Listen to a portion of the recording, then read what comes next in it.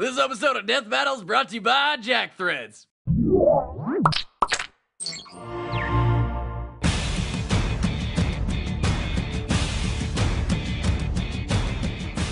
Of all the warriors who have entered this arena, none can compete with these two titans of death. Kratos, the ghost of Sparta who single-handedly annihilated Olympus. And Spawn, who managed to dethrone both Satan and God. I'm Wizard and he's Boomstick, and it's our job to analyze their weapons, armor, and skills to find out who would win a death battle.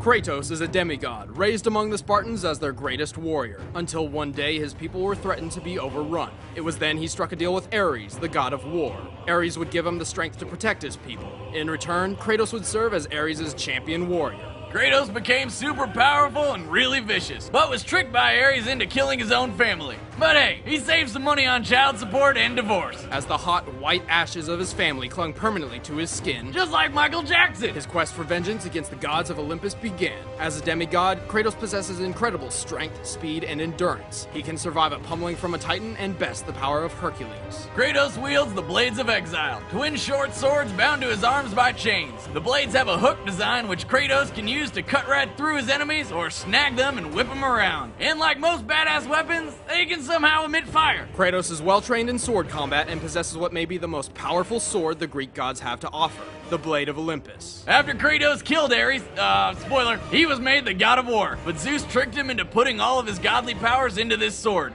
making him mortal once again. And making the Blade of Olympus a deadly harbinger of death to even the toughest Olympians. His most versatile defense is his golden fleece, armor capable of blocking powerful blows and deflecting magical attacks. But there's a whole lot more to this guy's arsenal. Like the bow of Apollo, which can shoot a rapid stream of arrows or charge up deadly fire arrows. Then there's the claws of Hades, which mercilessly rip the souls out of their victims, though tough opponents like Kratos can resist them. The Nemean Cestus are giant, ultra-strong gauntlets which can stun foes with brutal shockwaves. The boots of Hermes give him superhuman speed, and when battling the infamous Icarus, he ripped those huge wings off the old fool's back and took them for his own, giving him powers of flight. Holy crap, that's a lot of weapons. I like this guy. Kratos is not invincible, but he is very difficult to kill. Hell, he can't even kill himself. In his rage, he tore apart the ranks of Mount Olympus and slaughtered every god upon and below it, except for Aphrodite.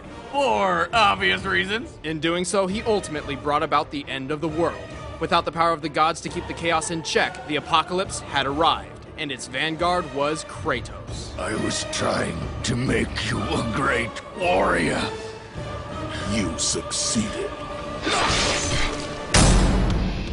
Al Simmons was trained to be a deadly, stealthy soldier and assassin, and proved numerous times he was the best of the best. But when his morality got the better of him, his boss terminated his contract permanently. That's when Simmons met Malbogia, one of the demon lords of hell, who struck a deal with him. He'd get to see his wife again if he became captain of Hell's armies. He agreed and was reborn as a Hell Spawn. But as with most demons, it tricked him, leaving Spawn with a fate worse than death. And of course, Spawn swore revenge. Being a Hellspawn, he has superhuman strength and speed. He is nearly invulnerable and can use his own powers to heal and regenerate. In addition, Spawn can feed or draw from the evil ores of others for the same effect. It really saves him on band-aids. He wears a living, parasitic, symbiotic suit, named Letha of the 7th House of K.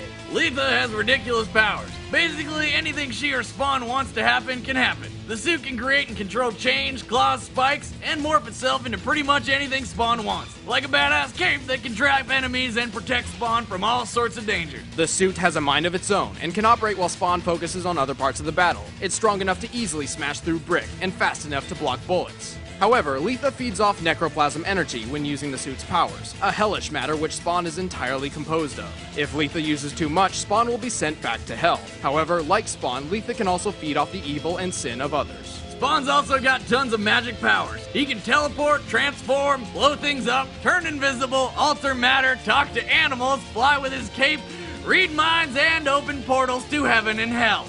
Holy crap! And he can control the elements, often using fire and water to defeat swarms of enemies. However, even with all these godlike abilities, Spawn usually resorts to his most primitive weapon. As he was trained in special forces for so long, Spawn is most comfortable using a gun. He's an expert in the use of nearly any firearm imaginable. Only two things can break through Spawn's defenses and hurt him: necro magic and holy weapons forged in heaven. In addition, he can only die if he's beheaded. Spawn's fought and killed all sorts of powerful enemies: assassins, cyborgs, vampires, ghosts, ghosts, angels, demons, other hellspawn, rampaging deities, even Satan and God. Yes, that old lady is the god.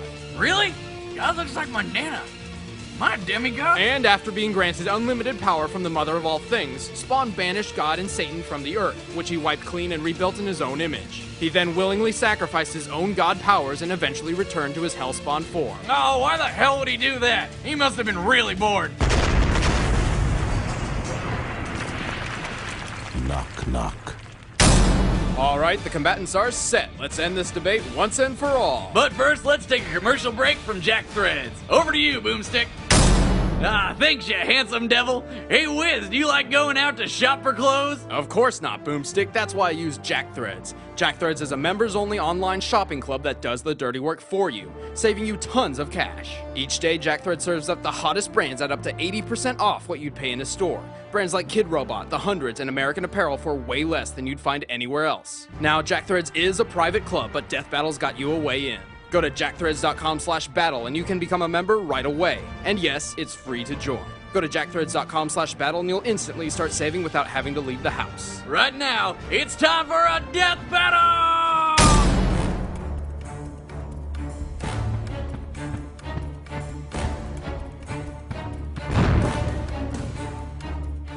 Fight!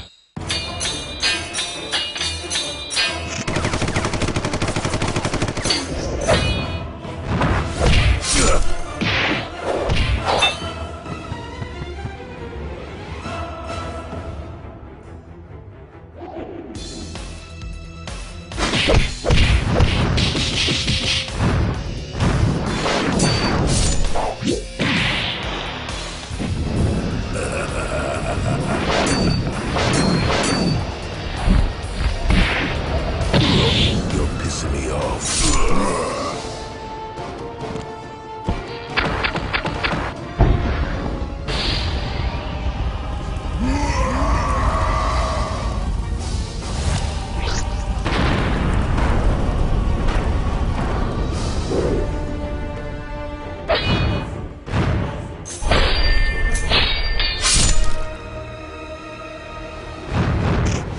Die.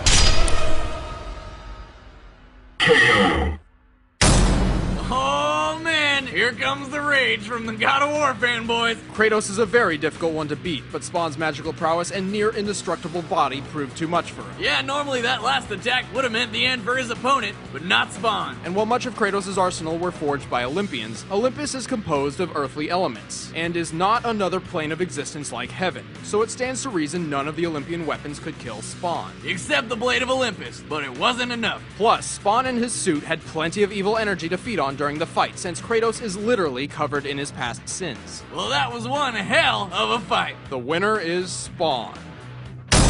Next time on Death Battle.